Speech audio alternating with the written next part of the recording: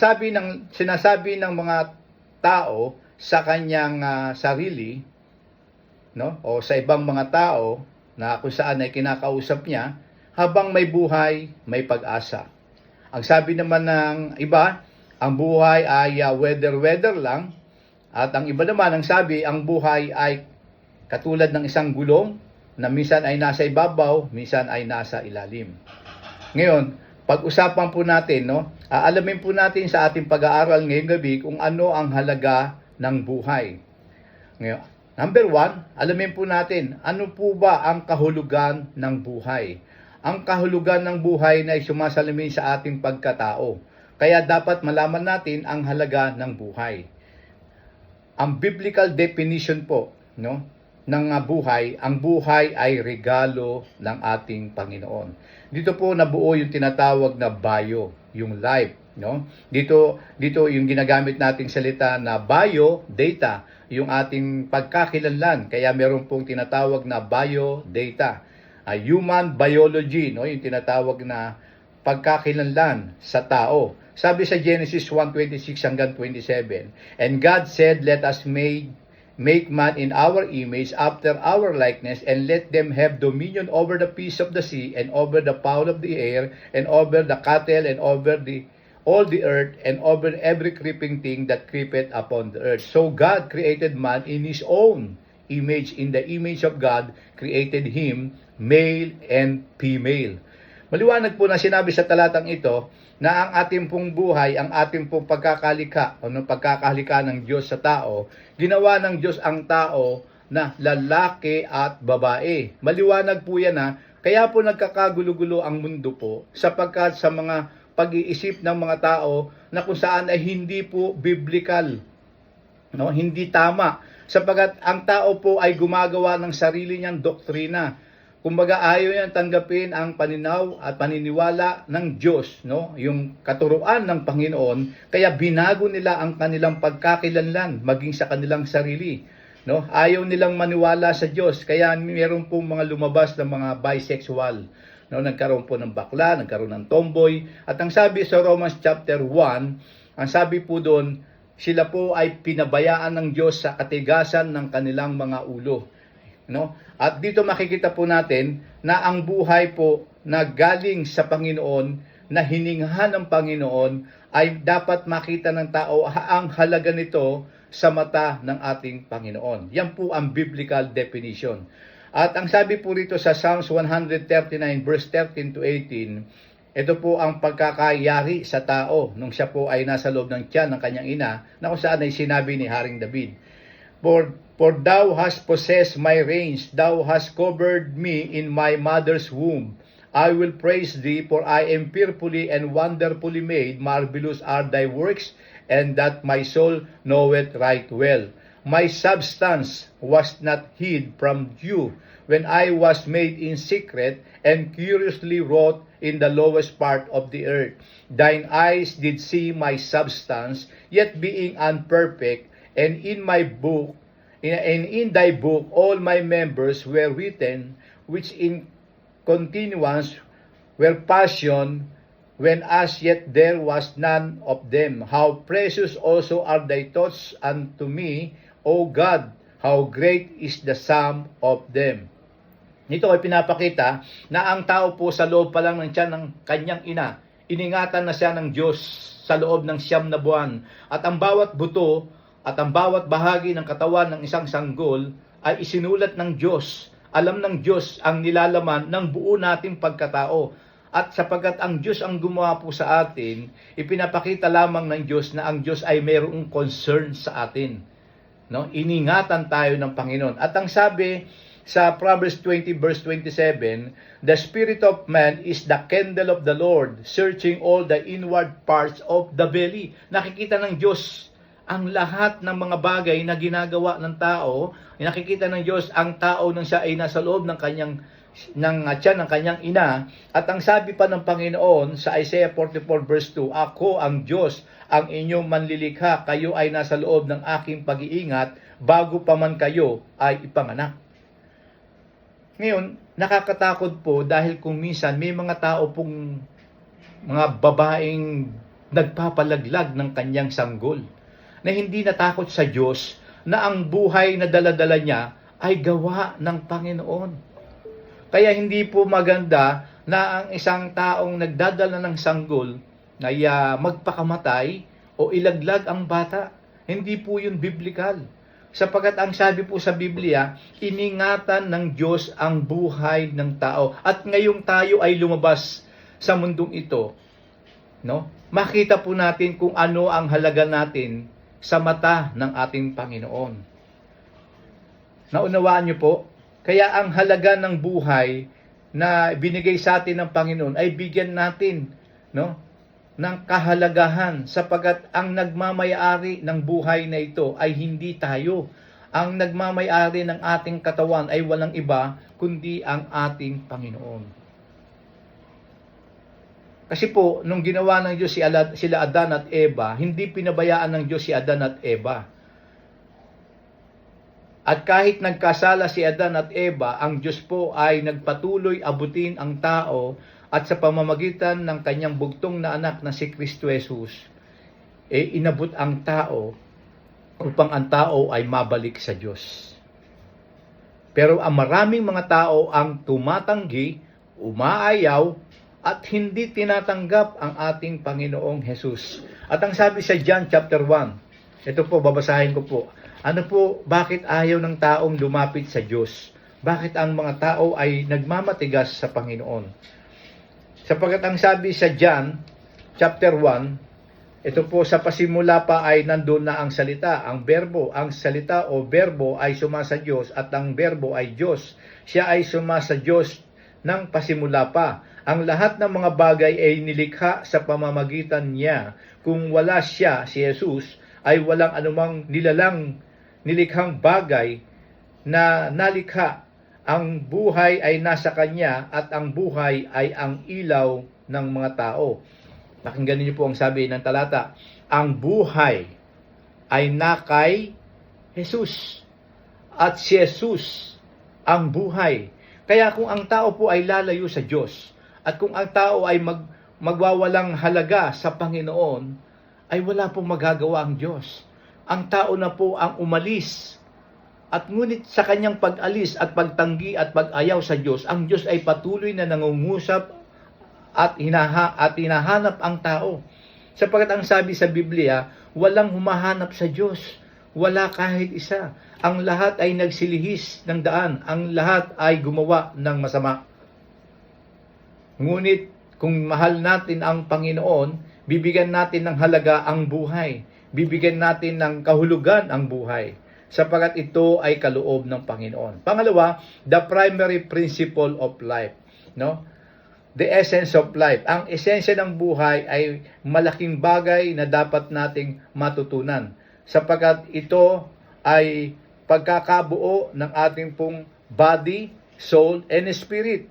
Katunayan po, meron pong isang kwento sa Biblia na kung saan ay may binuhay si Elias. Si Elias po ay binuhay niya yung bata na namatay. At ito po ay hinigaan ni Elias at 3 beses at ang bata ay nabuhay. Simula sa pagkamatay, physically, ang bata ay muling nabuhay. Ibig sabihin, ang katawan po natin ay binubuo ng katawan natin ng body, soul, and spirit. Yung nagsasalitang ako, ito po yung aking espiritu. No? At yung soul ko, ito po yung binigyan ng Diyos ng buhay para makapagsalita ang aking kaluluwa. No, para ako po ay makapagsalita, no? Dahil ako po ay ginawa ng Diyos, tayo pong lahat ay ginawa ng Diyos na mayroong katawan, no, body, at mayroong kaluluwa, no, at mayroong pong espiritu. At dito makikita po natin na tayo po ay ginawa ng Panginoon na hindi nagmula sa tinatawag na biglang lumabas. Tayo po ay binuo ng Diyos sa pamamagitan ng alabok. At yung alabok na yan ay binuo ng Diyos at hiningahan ng ating Panginoon. At ang tao ay naging buhay na kaluluwa. Ngayon, ang Diyos po ay meron pang isang hiningahan. At ang hiningahan niyang ito ay nagkaroon ng buhay. Ito po yung salita ng Diyos. No, ito po yung tinatawag na God breathed, no? Hiningahan ng Panginoon ang salita niya upang ito po ay maging buhay na salita ng Diyos. Kaya ang sabi ni Kristo sa Mateo kapitulo 4 talatang 4 na ang tao ay hindi nabubuhay sa tinapay lamang kundi sa bawat salita na lumalabas sa bibig ng Diyos. Kaya makikita po natin ang halaga ng buhay ay tunay na ipinapakita na ang Diyos po ang nagmamayari sa atin at marapat-lapang na tayo po ay magbigay pahalaga sa Diyos na lumalang sa atin. At bilang pagpapahalaga sa Diyos na lumalang natin, makita natin po yung purpose o principle ng ating pong buhay, ibalik natin sa Diyos ang buong kaluwalhatian. Ibalik natin sa Diyos ang buong pagpupuri. Kaya naman ang tao ay hindi dapat magmalaki. Saan po ba nagmamalaki ang tao? Kung minsan po ang tao nagmamalaki sa kanyang karunungan, nagmamalaki sa kanyang kayamanan, nagmamalaki sa maraming bagay, maging sa kanyang kaanyuan. Na siya ay gwapo, maganda. Hindi natin dapat ipagmalaki ang mga bagay na ito sapagkat ang kagandahan ay lumuluma. Tumatanda ang tao, namamatay. Ang kayamanan, nawawala. Ang karunungan ay hindi nagtatagal. Sapagkat ang sabi sa Jeremiah chapter 9 verse 23 hanggang 24, hindi dapat ipagmalaki ng marunong ang karunungan niya, o ng malakas ang kalakasan niya, o ng mayaman ang kayamanan niya. Kung gusto ng sino man na magmalaki, dapat lang niyang ipagmalaki na kilala niya ako, ang Panginoon, at nauunawaan niya ako, ang Panginoong mapagmahal na gumawa ng tama at matuwid dito sa mundo. Dahil iyon ang kinalulugdan ko, ako ang Panginoon ang nagsasabi nito. Malinaw na sinabi ng Panginoon, kung magmamalaki man ang isang tao, hindi dahil sa kayamanan niya, hindi dahil sa karunungan niya, hindi dahil sa anumang anyo meron siya, kung maganda siya o gwapo siya, kundi dapat ang ipagmalaki ng tao ay ang Diyos. Sapagkat ang buhay po ng tao ay minsan lang. Hindi natin alam kung anong oras tayo mamamatay. Hindi natin alam kung anong oras mamamatay ang isang tao. Hindi pinangako ng Diyos na ang tao magkakaroon ng mahabang buhay. Ngunit ipinangako ng Diyos na kapag ang tao ay nagtiwala sa Diyos, nagmahal sa Diyos, inuna ang Diyos, hindi pababayaan ng Diyos ang taong yun. Hindi tayo pababayaan ng Panginoon. Kaya makita po natin ng prinsipyo ng Diyos kung bakit binigyan niya tayo ng buhay. Ang buhay natin ay may purpose. Ang buhay natin ay mahalaga, no? Ngayon makita po natin pangatlo, yung nature of life, yung kinds of life, yung physical life, ito yung hiningahan ng Diyos, no? At yung spiritual life, ito naman po, yung tao na makasalanan ay nanampalataya sa Diyos at binigyan ng Diyos ng tinatawag na pangalawang buhay. Ito po yung buhay na walang hanggan. Tanging ang Diyos lamang po ang nagkakaloob nito. Katunayan, sinabi ni Kristo sa Biblia, sa John chapter 1, verse 12 to 13, na ang lahat ng nagsitanggap kay Kristo ay pinagkalooban ng karapatang maging anak ng Diyos. At ang sabi sa John chapter 3, verse 3 tsaka 5, na maliban ang tao ipanganak na muli, no? Kaya kinakailangan ng tao ay muling maipanganak hindi na sa pisikal, kundi sa espiritual. Yun po ang dahilan kung bakit marami pong mga mangangaral ng salita ng Diyos ang laging sinasabi na kinakailangan ang tao ay maipanganak na muli, hindi sa pisikal kundi sa espiritual. Ito po ang layunin ng Diyos upang ang tao ay mabigyan ng buhay na walang hanggan. No? At hindi lamang po yan, ang tao po ay magkaroon ng tinatawag na longevity, mahabang buhay. Sapagkat ang sinumang taong na kay Kristo ay tuturuan ng Diyos mamuhay ng tama. No? Tuturuan tayo ng Diyos mamuhay ng tama. At bibigyan tayo ng Diyos ng karunungan kung paano tayo mamumuhay ng tama. Meron po mga talata sa Biblia na nagsasabi paano ang isang tao ay makararanas ng mahabang buhay. Alam niyo ba kung ano yung mga talatang yon? Una, basahin po natin sa Proverbs chapter 3, verse 1 to 2. My son, forget not my law, but let thine heart keep my commandments. For length of days and long life and peace shall they add to you. Maliwanag na sinabi rito, anak ko, ang sabi ni Solomon, no? Huwag niyong kalimutan ang kautusan o ang salita ng Diyos. Ilagay ito sa ating mga puso. Sapagat ang sabi ng Panginoon, bibigyan niya tayo ng mahabang buhay, no? At maraming araw sa mundong ito. Paano mangyayari yun? Kapag alam natin ang salita ng Diyos, may iwasan nating gumawa ng masama, may iwasan nating gumawa ng hindi kalugod-lugod sa Diyos. Haba ang buhay mo. Kasi tingnan niyo po yung mga taong wala sa Panginoon. Sila po yung mga taong mabilis magalit. No? Kadalasan ang sobrang galit na kinadudulot nito ay pagpatay, kamatayan, at kung ano pa ang nangyayari. No? Kaya malinaw na ang Biblia po ay nagtuturo sa atin ng mga panuntunan paano mamuhay ng ayon at maganda sa harap ng ating Panginoon. At isa pa, sabi sa Ephesians chapter 6 verse 1 to 3, "Children, obey your parents in the Lord, for this is right. Honor thy father and thy mother, which is the first commandment with promise, that it may be well with you, and thou mayest live long on earth." Bibigyan ka ng mahabang buhay. Itong mga bata, itong mga anak, so, sa kanilang murang edad, tinuturo na ng Panginoon na maging sila, na sila ay matutong rumespeto at gumalang sa kanilang mga magulang. Sapagkat ang sabi sa mga batang rerespeto at gagalang at susunod sa kanilang mga magulang, ayon sa kalooban ng Panginoon, sila ay pagkakalooban ng mahabang buhay. Nakita natin na ang purpose ng buhay ng tao na merong takot sa Diyos ay nagdudulot ng maganda. Ngunit ang mga taong walang takot sa Panginoon, ito po ang kanyang ikapapahamak. Kaya nga nagbigay ang Diyos ng warning. Ito po yung warning. Ang sabi, ang buhay ay maigsi lamang. Sabi sa James chapter 4 verse 14, "Sa katunayan, hindi ninyo alam kung ano ang mangyayari sa inyo bukas, sapagat ang buhay ay parang hamog, nalilitaw ng sandali at mawawala pagkatapos. Kaya huwag sayangin ang buhay sa walang kwentang pamumuhay." Maraming tao ang napapahamak, nawawasak ang buhay dahil sa mga mali nilang desisyon, no? Sa mga ginagawa nila sa buhay nang walang kontrol ang Diyos. No? Kasi ito po, marami pong mga tao nagtatanong Ito po ang mga tanong nila sa buhay. "Panginoon, bakit mo ako pinanganak na mahirap? Bakit naman yung iba mayaman? Ako napakahirap. Bakit ka naman ganun, Panginoon? Unfair ka, Panginoon." Ngayon, hindi naman ibig sabihin kapag ipinanganak ang taong mahirap, mananatili siyang mahirap. Paano kung ang lahat ng tao pinanganak mayaman? Sino na magtatrabaho? Kung ang lahat ng tao pinanganak na mayaman, kung ang lahat naman ng tao ay pinanganak na mahirap, sino naman na magpapasahod sa kanya? Nakuha niyo po?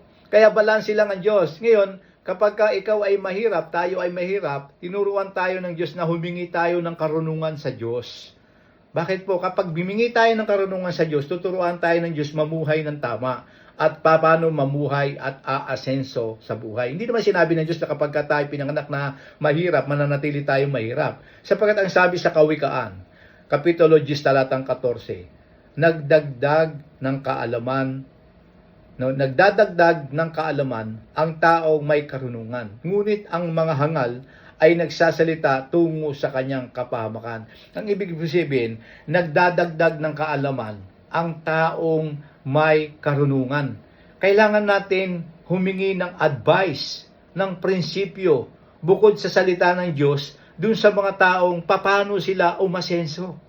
Tuturuan tayo, hindi tayo dapat mainggit sa kanila, buti ka pa, no? Kakainggit ka naman. Hindi tayo dapat mainggit sapagkat meron pong naging sakripisyo ang taong yun, kaya siya umasenso sa buhay. At mula sa karunungang natanggap niya, ibabahagi niya yun sa'yo, sa atin, upang tayo din naman ay umasenso. Kaya nga sinasabi rito na ang karunungan, sabi sa Book of James, humingi tayo. Sabi sa Santiago 1, talatang 5 hanggang 8, kung meron mang nagkukulang sa inyo sa karunungan, humingi siya sa Diyos at ibibigay ito sa Kanya ng walang pagmamaramot at panunumbat. Ngunit dapat magtiwala ang humihingi at huwag magduda, dahil sa taong nagdududa ay katulad ng alon sa dagat na tinatangay at pinapatpad sa hangin. Ang ganitong tao ay hindi dapat umasa na may matatanggap mula sa Panginoon dahil nagdadalawang isip siya at walang katiyakan sa mga ginagawa niya.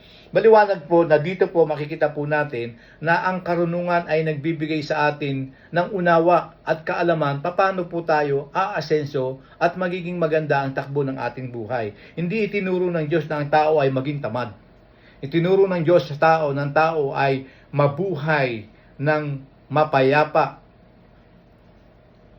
Kaya nga tayo ay nagsasakripisyo. Kaya tayo ay nagbibigay ng oras sa ating pong ginagawa dahil nais natin na matupad natin ang ating mga pangarap.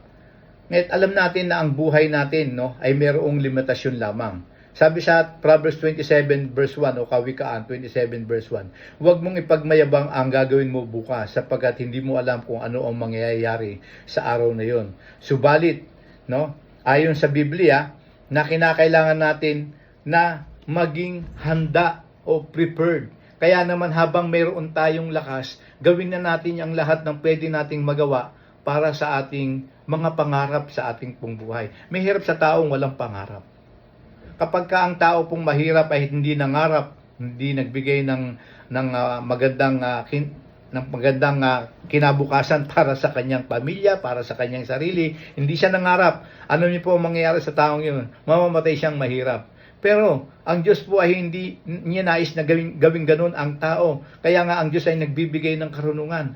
Kaya binibigyan tayo ng Diyos ng karunungan upang gamitin natin to upang tayo ay mamuhay ng mapayapa. At ang sabi sa Kawikaan 16 verse 1 to 3, na sa tao ang pagpaplano, ngunit ang Panginoon ang nagpapasya kung magaganap ito o hindi. Inaakala natin na tama ang lahat nating ginagawa, ngunit ang Panginoon lang ang nakapaghusga kung ano talaga ang ating motibo. Ipagkatiwala mo sa Panginoon ang lahat ng iyong gagawin at magtatagumpay ka. At ito pa ang sabi sa Colossians chapter 3 verse 1 to 4. Binuhay kayong muli kasama ni Kristo, kaya sikapin ninyong makamtan ang mga bagay na nasa langit kung saan naroon si Kristo na nakaupo sa kanan ng Diyos. Doon ninyo ituon ang isip niyo at hindi sa mga makamundong bagay, sapagkat namatay na kayo na dati nyong buhay at ang buhay nyo ngayon ay nakatagpo sa Diyos kasama ni Kristo. Si Kristo ang buhay ninyo at kapag dumating na ang panahong nahayag na siya, mahahayag din kayo at makikibahagi sa kapangyarihan niya at karangalan. So dito po makikita natin na ang buhay po na ibinigay ng Diyos sa atin ay sandali lamang.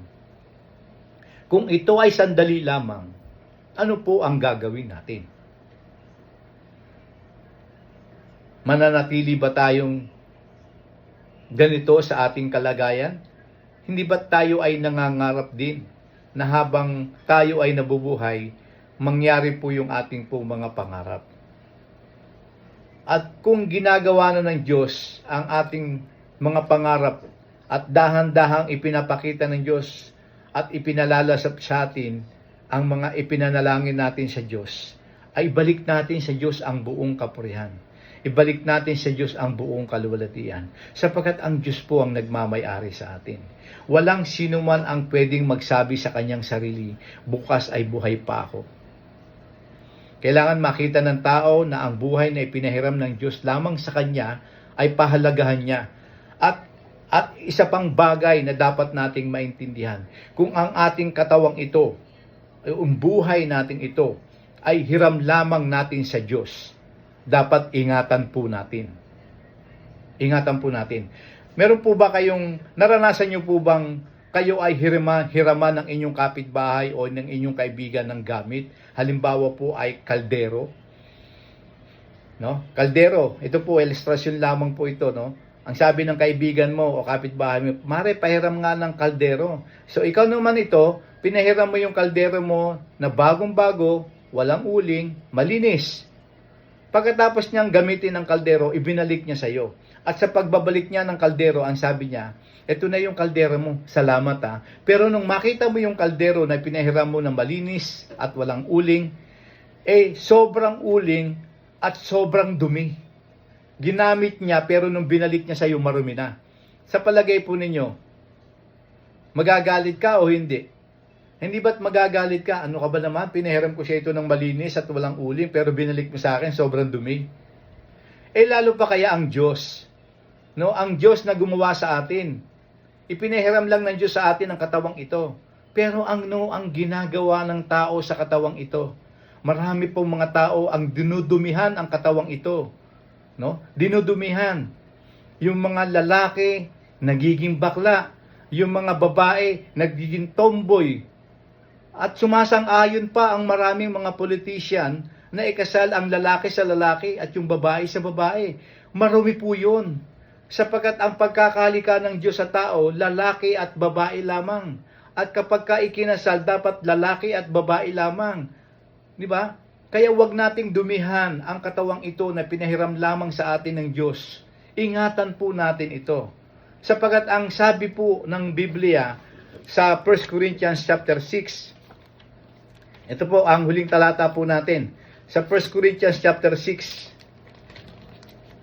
verse 19 hanggang 20. Hindi ba ninyo alam na ang inyong katawan ay banal na dako ng banal na espiritu na nasa inyo? Ang inyong katawan ay mula sa Diyos at kayo ay hindi sa inyong sarili. Ito ay sapagkat binili kayo sa halaga.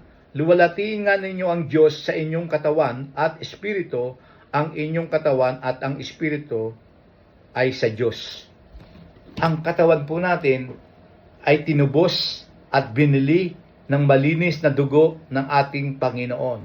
Kaya naman po, dapat lamang na ang katawang ito ay gamitin natin para sa kaluluwalhatian ng ating Panginoon. Kapag nagsalita po tayo, kinakailangan ang salita po natin ay makapagbibigay lugod sa Panginoon. Pero ano ang ginagawa ng tao sa kanyang bibig? Nagmumura, no? Nilalait niya yung tao, iniinis niya yung tao. Yung ating mga kamay, ginawa ng Diyos yan para tumulong sa kapwa. Pero anong ginagawa ng maraming tao? Yung kamay na yan, nagnanakaw, no? Gumagawa ng pagpatay, gumagawa ng masama. Yung mga paa na ito na ginawa ng Diyos, hindi ba dapat ito ay lumakad sang-ayon sa kalooban ng Panginoon? Ano ang ginagawa ng mga paang ito? Gumagawa ng mga karumihan, no? Gagawa ng kasalanan, pagpatay, pagnanakaw, pang-iinsulto, lahat na ng kasamaan ay ginawa ng isang tao na labag sa kalooban ng Diyos, na hindi man lang niya inisip na ang Diyos na nagbigay sa kanya ng buhay ay dapat niyang pasalamatan. Pero ano ang ginawa ng tao? Kaya marami pong mga tao ang biglang namamatay. Sapagkat ang kamatayan niya ay minadali niya dahil sa kawalan niya ng pagkatakot sa Panginoon. Subalit ang taong may takot sa Panginoon, iingatan niya ang kanyang buhay upang mas maluwalhati niya ang Panginoon habang siya ay nabubuhay. Tayo po ay minsan lamang binigyan ng Diyos ng buhay, pahalagahan po natin ito. Sapagkat ang Diyos po ay nagpapahalaga sa sino mang nagpapahalaga sa Kanya. No? Tayo po ay mananalangin at hingan po natin si Brother Jay para sa ating closing prayer. Brother Jay? Tayo po ay magdasal. Lord Jesus Christ, kami po ay nagsama-sama at nagtipon-tipon para mag-aral po ng iyong salita. Panginoon, na niroon niyo po kami na ingatan po namin na aming katawan pagkat ito'y temple po niyo po, Panginoon. Maraming salamat po at kami nagsama-sama. Ingatan niyo po ang bawat isa at patawarin po kami sa aming mga kasalanan. Kayo na rin po ang magpagpala sa amin sa bawat dalangin po ng bawat isa. Ito po aking dalangin sa matamis na pangalan ni Jesus. Amen po. Amen. Patuloy kaming lumalapit sa iyo, Panginoon, at ngayong gabi, Ama, kami po ay lubos na humihingi ng kapatawaran sa marami namin mga pagkukulang. At kung minsan nauuna ang aming pong gusto at hindi ang iyong kagustuhan. Patawad po, Panginoon, sa marami naming pagkakamali. Ugasan mo kami ng banal na dugo ng Panginoong Yesus at tulungan mo kaming mamuhay ayon sa iyong kabanalan, ayon sa iyong kalooban. Sa gabing ito ay nais kang ayayahan ng Panginoon. Kung hindi mo pa alam kung saan pupunta ang iyong kaluluwa kapag ikaw ay namatay, ang Diyos po ay nagbigay ng paanyaya ngayong gabi. Kung nais mong tanggapin si Jesus, makakamit mo ang buhay na walang hanggan. At kung nais mong gawin ang mga bagay na ito, pwede kang sumunod sa panalangin. Dakilang Diyos sa banal na makapangyarihan sa lahat, ako po ay lumalapit sa iyo, Panginoon. Humihingi po ako ng kapatawaran sa aking mga nagawang mga kasalanan. Patawarin niyo po ako, Panginoon. Inaamin ko na ako'y nagkasala sa iyo, Panginoon. Patawarin niyo po ako, tugasan ng banal na dugo ng Panginoong Yesus. At binubuksan ko ang aking puso, Panginoon. Pumasok ka at manahan ka sa aking puso at tinatanggap kita bilang aking Panginoon at sariling tagapagligtas. Salamat po, Panginoon, sa buhay na wala hanggang tinanggap ko po sa iyo. Ngayong gabi, nais ko pong idalangin din sa iyo, Panginoon, ang lahat po na nandito ngayon. Ikaw po ang magbigay ng pangunguna sa kanilang mga kalusugan, sa aming kalusugan, pangunguna sa aming hanap buhay, sa aming trabaho, pangunguna sa aming pong pamilya, pangunguna sa aming pong pakikipagkapwa-tao. Ganon din, Panginoon, sa may mga karamdaman, ikaw po magbigay ng kagalingan sa walang hanap buhay, pagkaloob po ng trabaho, Panginoon, upang magamit niya ang salaping ito para sa kanyang pangangailangan. Ingatan mo ang bawat negosyo ng bawat isa, Panginoon. Ingatan niyo rin po ang aming po mga ginagawa sa araw-araw. At dalangin po namin, Panginoon, ang kagalingan ni Ate Pel sa kanyang karamdaman at ni Sir Josie. Ikaw po ang manguna sa kanya, sa kagalingan niya, Panginoon. At kung meron pa po may mga karamdaman, Panginoon, alam mo ang mga sakit ng taong ito, Panginoon. Bigyan mo po sila ng kagalingan upang mas makita nila na ikaw ang Diyos na nagpapala at nagpapagaling sa aming po mga karamdaman. Ito po ang aming dalangin, O Diyos, sa pangalan ni Jesus na aming Panginoon. Amen at amen. Okay, salamat po. At tayo po ay